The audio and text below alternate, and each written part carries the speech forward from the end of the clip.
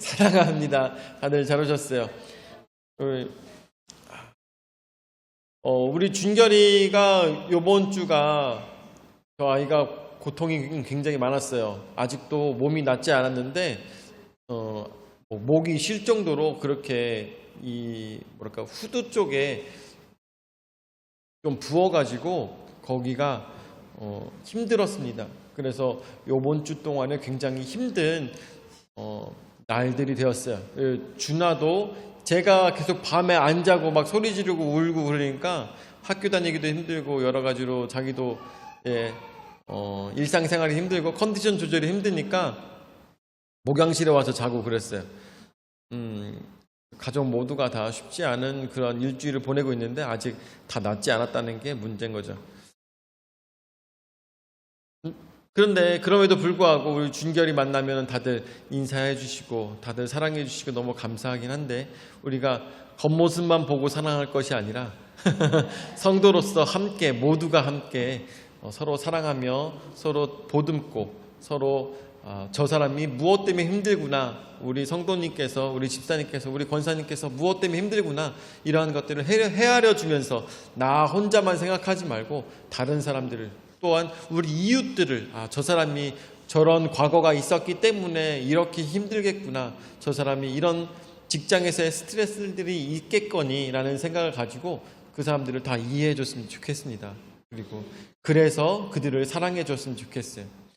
전 이런 생각이 들더라고요. 야, 세상 저렇게 싫은 사람이 있을까, 저런 못된 사람이 있을까 싶은 사람도 가만히 생각해 보면 우리 준결이처럼 이뻤던 때가 있었습니다.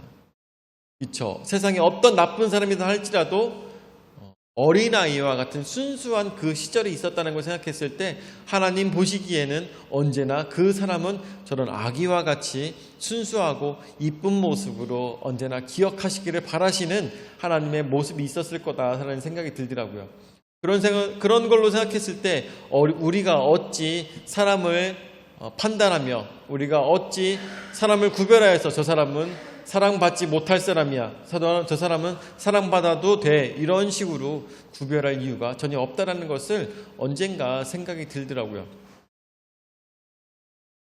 말씀을 보도록 하겠습니다. 오늘 말씀은 6월절 준비입니다.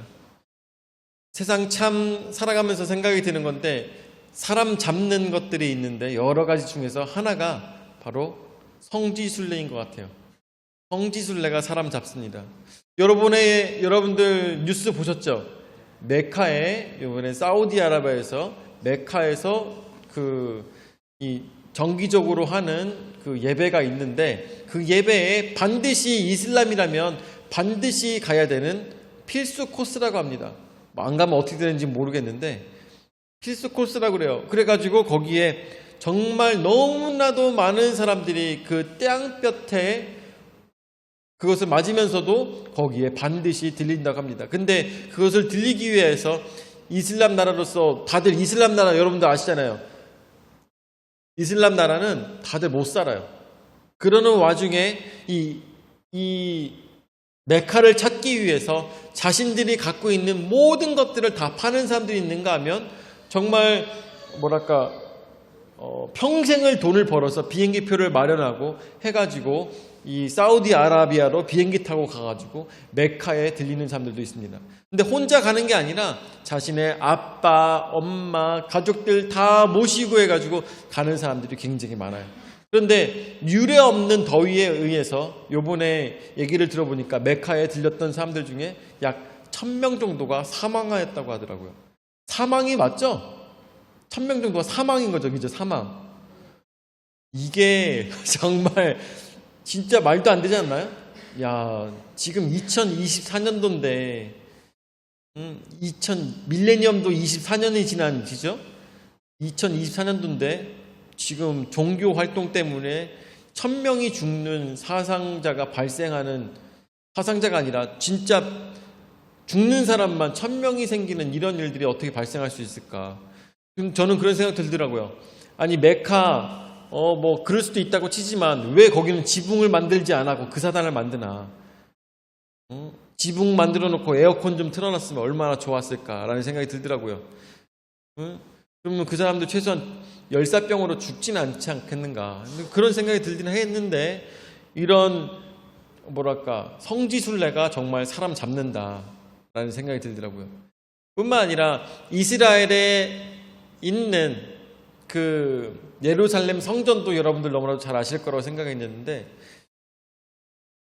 종교 전쟁이라는 것도 왜 생겼습니까? 그 성지를 지키기 위해서 예루살렘도 유대인들도 그 성지를 지키기 위해서 전쟁을 하였고 뿐만 아니라 이 로마도 나중에는 그곳을 지키기 위해서 전쟁을 하였고 뿐만 아니라 이슬람도 그곳을 차지하기 위해서 야 여기 아브라함의 족속은 다 여기가 성지거든 하면서 아브라함 족속들은 다 그 땅을 차지하기 위해서 싸우고 있습니다.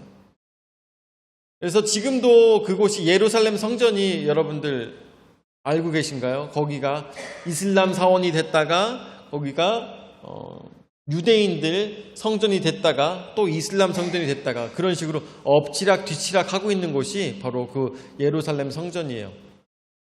정말 전쟁이 끊이지 않는 곳이고 그것 때문에 너무나도 많은 갈등들이 있죠. 성지를 지키기 위해서 그 성지라는 것이 도대체 무엇일까라는 생각이 듭니다. 그런데 오랜 시간 신앙생활하며 오랜 시간 이렇게 목회를 하며 목사로서 성경을 보다 보니까 그제서야 깨닫게 됐어요. 장소가 중요한 게 아니고 역사가 중요한 게 아니고 그 자리가 중요한 것이 아니라 가장 중요한 것은 내 마음이구나라는 것이 더욱더 깊이 들더라고요. 기독교에서는 당연하지만 기독교에서는 성지순례 반드시 가라고 시키지 않습니다. 가장 중요한 것은 내 마음 지키는 것이 가장 중요하다는 것이죠. 근데 어쨌든 간에 오늘 말씀에 나오는 것처럼 이 유대인들은 유월절을 지키기 위해서 세상 밖으로 나가 있던 그 예루살렘 밖에 있었던 많은 유대인들이 이 예루살렘으로 모이는 특별한 행사 기간이 된 것입니다. 이때는 니산월 13일에서 14일 정도라고 이야기합니다. 니산월은 유대인들의 그 달력에 의하면 우리나라로 치면 마치 설날인 거예요. 설날. 설날에 그들이 다 모이는 것이고 그것을 우리가 보통 갖고 있는 우리 그레고리력이라고 하죠. 그레고리력 이 달력에 의하면 3월 후반에서 4월 초가 바로 니산월입니다. 자, 그래서 오늘 말씀 보도록 하죠. 유월절 준비로 첫 번째 어디로 가서 라는 제목으로 우리가 말씀을 생각해 보겠습니다. 12절 말씀을 보도록 하죠.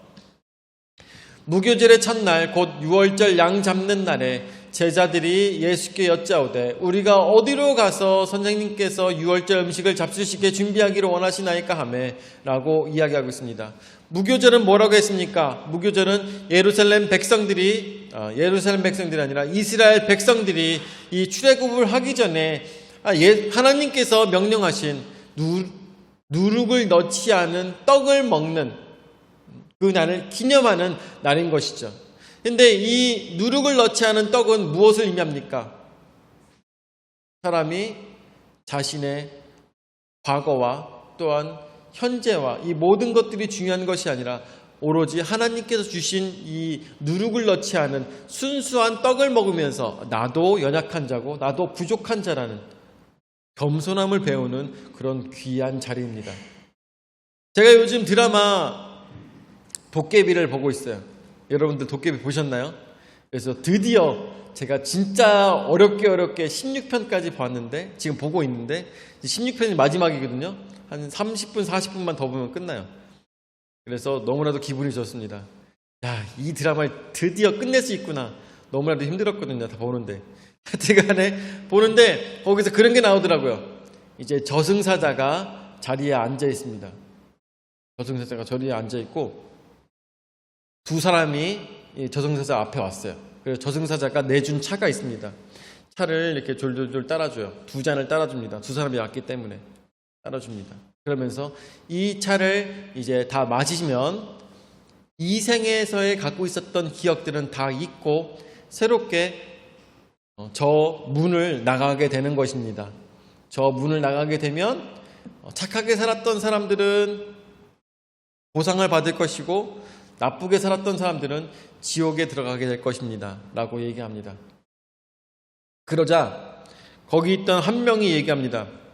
내가 세상 살아가면서 이렇게 천하고 천한 내 차 운전하는 사람하고 똑같은 차를 마실 수 없습니다. 라고 얘기를 하는 거예요.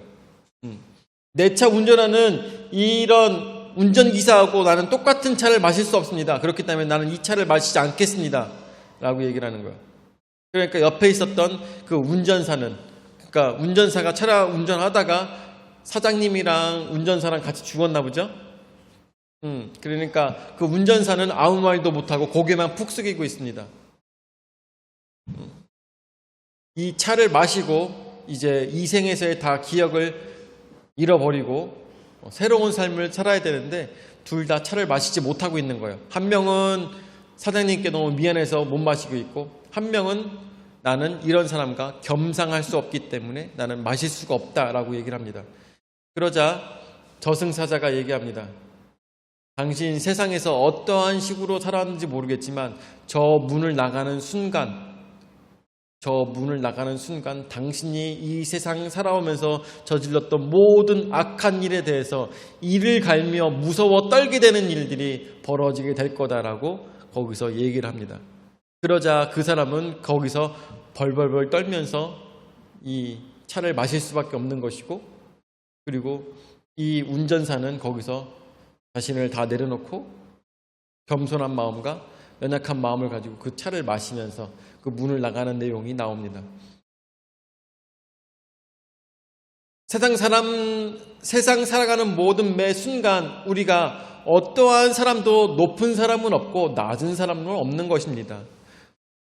그것은 옥황상제나 아니면 저승사자나 다 그런 것들이 중요한 거겠습니까? 우리가 누구나 다 죽음을 맞이하게 되어 있는 것이고 어느 누구나 다 연약한 인간인 것을 우리는 너무나도 잘 알고 있습니다. 우리가 진솔한 토크를 하려면 어디로 가야 된다고 합니까? 사우나를 가야 된다고 하잖아요. 그죠? 사우나 가가지고 다 벗어놓고 물에 흠뻑 젖은 모습으로 이야기를 하게 되면 자신의 모든 것들을 다 내려놓게 되는 것이죠.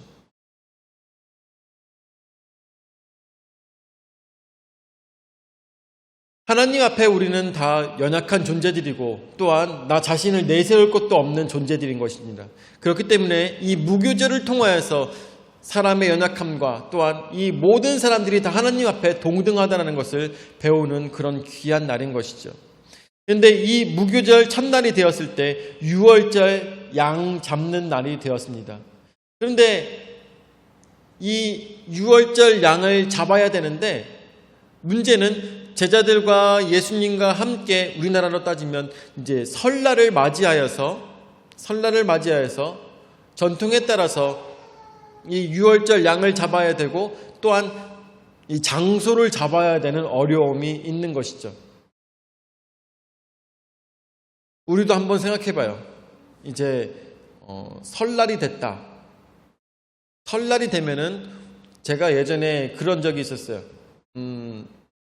이주영 집사님이 같이 갑자기 식당에 가서 같이 밥 먹자고 한 적이 있었어요. 근데 그때가 설날이었습니다. 그래갖고 설날이어가지고 우리 같이 그러면 기왕 먹는 김에 우리 보양식이나 먹으러 갈까? 그래갖고 보신탕 한번 먹으러 가자고 하고선 같이 얘기해가지고 밖에 나왔어요. 그래갖고 설날이라고 차 타고 같이 돌아다니면서 보신탕 집을 찾아러 다녔습니다. 찾을 수 있었을까요? 없었을까요? 왜 없을까요? 예? 쉬는 날이야. 다 쉬는 날인 거예요. 그래갖고 좋다고 보신탕 집을 찾으러 다녀갖고 돌아다녔는데 아무리 돌아다녀도 찾지를 못해갖고 결국에는 보신탕 먹는다고 돈 쓴다고 가장 맛있는 거 먹는다고 했던 사람들이 결국에는 편의점 가서 김밥 먹고 나왔어요. 어쩔 수가 없었어요. 그런 것처럼 6월절 당시에는 사람들이 너무나도 많은 사람들이 그곳에 모여있기 때문에 예루살렘 그 한 곳에 모여있기 때문에 어떠한 숙박업소에서도 예수님과 제자들이 머물 곳은 없는 것이죠. 뿐만 아니라 여러분들 한번 이거 생각하셔야 되는데 어느 누구라도 숙박업소든 아니면 민박이든 아니면 어떤 사람들이 예수님을 영접하게 되면 누구로부터 눈밖에 나게 될까요? 그야말로 그 당시에 모든 힘을 갖고 있었던 제사장들과 사두개인들과 바리새인들 눈에 날 수밖에 없는 것이죠. 어느 누구도 예수님을 받아들이기는 상당히 어려운 순간입니다. 그야말로 어디로 가서 우리가 머리 누울 곳이 있을까? 어디로 가서 우리가 유월절을 지킬 수 있을까? 어디 가서 우리가 어린 양을 잡아서 그것을 먹으면서 이 유월절을 지킬 수 있을까를 고민하고 있는 것입니다. 사실은 불가능한 일입니다. 불가능한 일이에요. 우리도 연합구역 예배, 연합 가정 예배를 드리고 난 다음에 식당을 가려고 하잖아요. 그러면은 우리 인원을 받아주는 식당이 없는 경우도 있습니다. 우리가 예전에 일본에 가가지고 식당 찾으러 다니다가 어떻게 했어요? 편의점 가고 도시락 먹고 말았잖아요. 그런 것처럼 인원이 많으면은 받아주는 곳도 많지 않아요. 그런데 이들은 몇 명일까요? 못해도 13명인 거예요. 못해도 13명이 가가지고 유월절을 지키려고 합니다 라고 했을 때 받아줄 만한 집은 흔치 않다는 것이죠. 그야말로 어디로 가서 선생님께서 유월절 음식을 잡수시게 준비를 할까 너무나도 고민되는 순간인 것입니다. 너무나도 고민되는 순간입니다. 그런데 여러분들 이것은 기억하셔야 됩니다. 이 유월절, 특별히 이 날의 유월절은 누가 준비하신 유월절일까요? 특별히 하나님께서 준비하신 날입니다. 특별히 하나님께서 세상에 만년의 시간, 10만 년의 시간, 100만 년의 시간이 있다 할지라도 그 중에서 가장 특별한 유월절이 바로 이 날인 것이죠. 왜? 하나님의 아들 예수님께서 붙잡혀 돌아가시는 날이기 때문인 것이죠. 누가 계획하신 날? 하나님께서 계획하신 이 날, 이 유월절, 이 날은 너무나도 특별하고 중요하며 세상 모두가 고요하게 맞이할 수밖에 없는 중요한 날이었다는 것을 우리는 생각해야 될 것입니다. 어디로 가겠습니까? 바로 하나님께서 예배해 주신 장소로 가게 되는 것이죠. 두 번째입니다. 순종하는 제자들에 대해서 나오고 있습니다. 13절부터 말씀 볼까요? 예수께서 제자 중에 둘을 보내시며 이르시되 성내로 들어가라. 그리하면 물 한 동이를 가지고 가는 사람을 만나리니 그를 따라가서 14절 말씀 어디든지 그가 들어가는 그 집 주인에게 이르되 선생님의 말씀이 내가 내 제자들과 함께 유월절 음식을 먹을 나의 객실이 어디 있느냐 하시더라 하라 라고 했습니다. 그야말로 막문액이죠. 막문액입니다. 아무 사람이나 붙잡고 물동 지구 가는 사람 아무 사람 붙잡고 선생님과 제자들이 같이 갈 수 있는 장소가 어디냐라고 물어보라는 것입니다. 이 말을 들었을 때 제자들은 무슨 생각이 들었겠습니까? 이게 돼? 이게 가능한 일이겠어? 사람들이 우리를 드리는 것을 다 원치 않고 뿐만 아니라 벌써 유월절에 많은 손님들이 가득 차서 어느 곳에서도 어느 숙박업소에서도 어느 가정집에서도 받아줄 수가 없는데 지금 13명의 최소한의 13명의 인원을 받아줄 수 있는 집이 어디 있겠습니까? 그런데 예수님께서 명령하시기를 그 사람을 붙잡고 물어보라고 얘기합니다. 물동이를 지고 가는 그 사람, 그 저녁에 물동이를 지고 가는 그 사람을 붙잡고 얘기하라고 합니다. 보통 여러분들 이스라엘에서는 물동이를 지고 가는 사람은 여자들이 물동이를 지고 갑니다. 여자들이. 그런데 성경 말씀에 보니까 여기서 나오고 있는 사람은 남성 명사로 나오고 있습니다.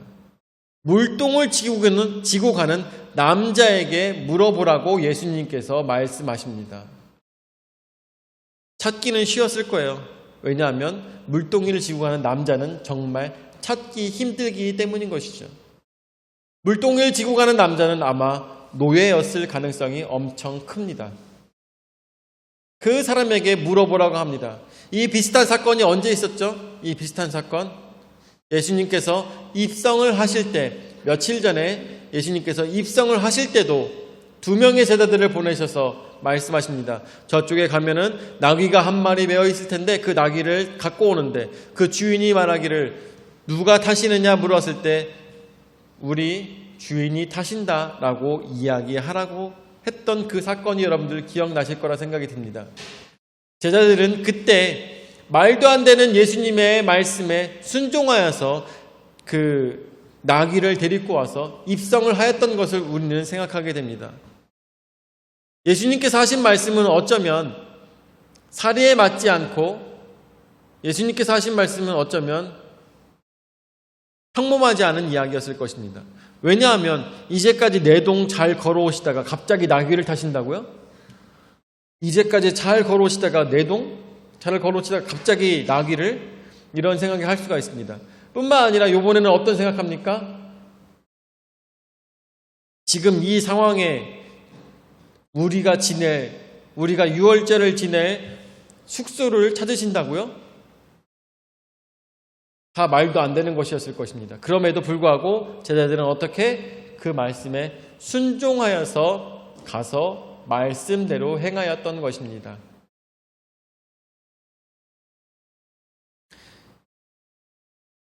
14절 말씀 다시 볼까요? 어디든지 그가 들어가는 그 집 주인에게 이르되 선생님의 말씀이 내가 내 제자들과 함께 유월절 음식을 먹을 나의 객실이 어디 있느냐 하시더라 하라 라고 했습니다. 그 집 주인은 하인까지 둔 그 집 주인은 얼마나 부자였을까요? 그쵸?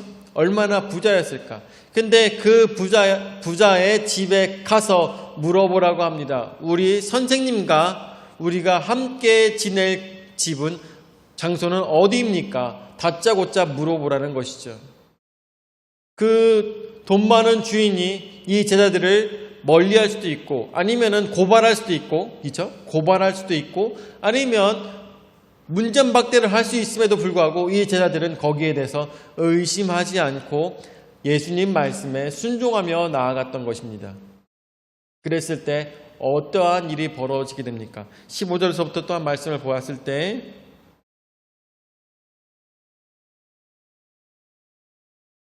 그리하면 자리를 펴고 준비한 큰 다락방을 보이리니 거기서 우리를 위하여 준비하라 하시니 라고 이야기하고 있습니다.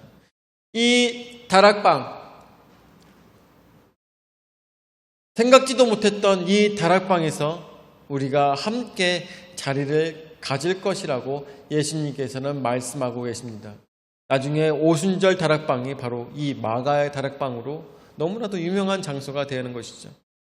이 다락방에서 그 제자들과 함께 유월절을 지내시겠다는 예수님의 말씀인 것이죠. 근데 우리가 특별하게 생각해야 될 것이 바로 여기서 그리하면 자리를 펴고 준비한 큰 다락방을 보이리니 거기서 누구를 위하여서 우리를 위하여서 준비하라 하시니라고 말씀하시는 것입니다. 예수님은 너무나도 잘 알고 계십니다. 지금 이 순간 같이 최후의 만찬을 하시고 난 다음에 돌아가실 것을 너무나도 잘 알고 계십니다. 그럼에도 불구하고 예수님께서는 자신을 위하여서 이 만찬을 하시는 것이 아니라 누구를 위하여서 만찬을 하십니까? 우리들을 위하여서 이 만찬을 하신다라는 것이죠. 만왕의 왕이시며 세상의 모든 죄를 지시고 가시는 하나님의 아들은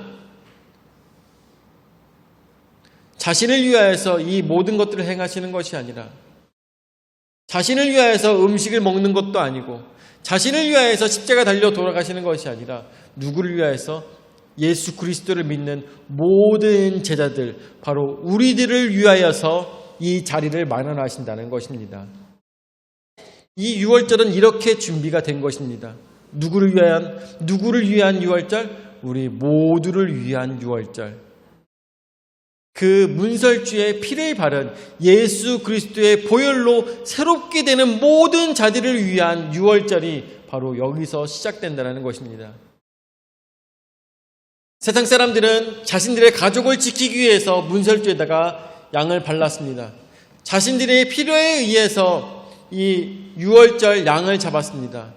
그리고 자신들의 필요에 의해서 이 절기를 지켰지만 예수님께서는 어떻게? 예수님께서는 이 모든 자들을 위하여서, 예수님을 믿는 우리들을 위하여서 이 유월절을 지키셨다는 것을 우리는 반드시 기억해야 될 것입니다. 세상의 사람들은 예수님께서 왕이 되시기를 바랬습니다. 그리고 생각합니다. 왕이 되시면 예수님께서 이스라엘에 있는 모든 이 로마 병정들을 다 물리치시고 예수님께서 왕으로 등극하셨을 때 나는 오른쪽, 너는 왼쪽. 아니다. 나는 오른쪽, 너는 왼쪽이야. 라고 하며 모든 사람들이 다 나 자신만을 위한 자리를 찾고 있었을 때, 나 자신만을 위한 복을 찾고 있었을 때 예수님께서는 어떻게? 우리 모두를 위한 밤을 준비하셨다는 것을 우리는 생각해야 될 것입니다. 우리는 오늘도 어떠한 신앙생활로 주 앞에 나아가고 있습니까? 나 자신을 위한 신앙생활로, 나 한 명만 잘 되기 위한, 나 하나만 복받기 위한 신앙생활을 하고 있습니까? 아닙니다. 우리가 진정 주 앞에서 행해야 될, 그리고 우리가 준비되어야 될 우리의 신앙생활은 우리 모두가 함께 하나님 나라에 들어가는 아름다운 신앙생활이 되어야 될 것입니다. 나 자신만 돌보는 것이 아니라, 나 자신만 생각하는 것이 아니라 내가 사랑하는 사람과 내가 사랑하지 못했던 모든 사람들을 위해서라도 이들을 위하여서 저들에게 예수 그리스도를 가르치고 전해야 될 의무가 있다는 것을 우리는 생각해야 될 것입니다. 16절 말씀 보도록 하죠. 제자들이 나가 성내로 들어가서 예수께서 하시던 말씀대로 만나 유월절 음식을 준비하니라 라고 하였습니다. 예수님의 말씀에 순종하였더니 어떻게? 자리를 잡게 됐고 또한 유월절 음식을 먹을 수 있게 되었다라는 것이죠. 말씀에 순종하였더니 우리는 어떻게 살아야겠습니까? 어떻게 하면 우리 모두를 위한 유월절을 준비할 수가 있겠습니까? 오늘 말씀에 나오는 것처럼 어떻게? 주의 말씀에 순종하였을 때 나를 위한 유월절이 아니라 우리 모두를 위한 유월절을 준비할 수 있게 되는 것입니다. 주의 말씀 순종하는 것 어떻게 하는 것이겠습니까? 사랑하는 것입니다. 용서하는 것입니다. 미워하지 않는 것입니다. 안아주는 것입니다. 주의 말씀에 순종하였을 때 우리 모두를 위한 유월절이 가능해지는 것입니다. 우리의 신앙생활 속에서 내가 미워했던 자들, 내가 싫어했던 모든 자들, 그 사람들을 어떻게? 예수님께서는 그런 사람들까지도 우리라고 말씀하시는 것입니다. 내가 미워했던 사람, 저 남자, 저 여자, 쌍 하면서 이렇게 얘기했던 모든 사람들을 위해서도 이 모든 사람들이 다 예수님께서는 다 우리라고 말씀하시는 것입니다. 그 모든 사람들을 위해서 예수님께서는 십자가에 달려 돌아가셨다는 것을 우리는 반드시 기억해야 될 것입니다. 오늘 말씀을 마무리 짓도록 하겠습니다. 유월절 준비 어떻게 해야 되겠습니까?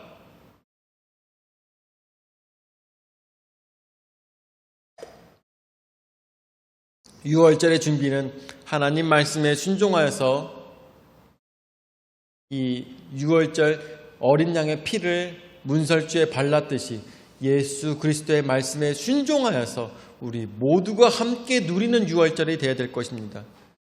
우리가 모두가 누리는 신앙생활을 통하여서 내 옆집과 내 앞집과 내 뒷집과 내 사랑하는 가족들과 내 모든 친척들과 내 사랑하지 못했던 모든 사람들과도 함께 누리는 예수 그리스도 안에서 어린 양의 피로 죄사함을 얻는 모든 풍성한 침례교회 성도들 그리고 모든 지인들, 가족들 되시기를 예수 이름으로 축원을 드립니다. 아멘. 사랑을 역사하시는 주여 은혜와 사랑을 감사드립니다. 오늘도 주의 말씀에 순종하는 자들에게 우리라고 말씀하시며 사랑하는 자들이라고 말씀하시며 그들을 통하여서 주님께서는 유월절을 준비하셨던 것을 말씀을 통하여서 배우게 됩니다. 주여 우리의 마음속에 예수 그리스도의 마음을 품을 수 있도록 인도하여 주시옵소서. 사랑할 수 있도록 인도하여 주시옵고 용서할 수 있도록 인도하여 주시어서 우리 또한 주님 안에서 사랑받고 용서함 받는 영혼들 될 수 있도록 주여 역사하여 주시옵소서. 이제는 자기 몸 버려 죽기까지 우리 죄를 담당하신 구주 예수 그리스도의 은혜와 자기 외아들을 주기까지 우리를 사랑하신 아버지 하나님의 무한하신 사랑과 성령 하나님의 감화 감동 역사 교제 위로 내주하신 은혜가 복음이 나를 위한 복음이 아니라 우리 모두를 위한 복음이 되기를 간절히 기도하는 모든 성도들 머리 위에 영원히 함께 하실지어다. 아멘.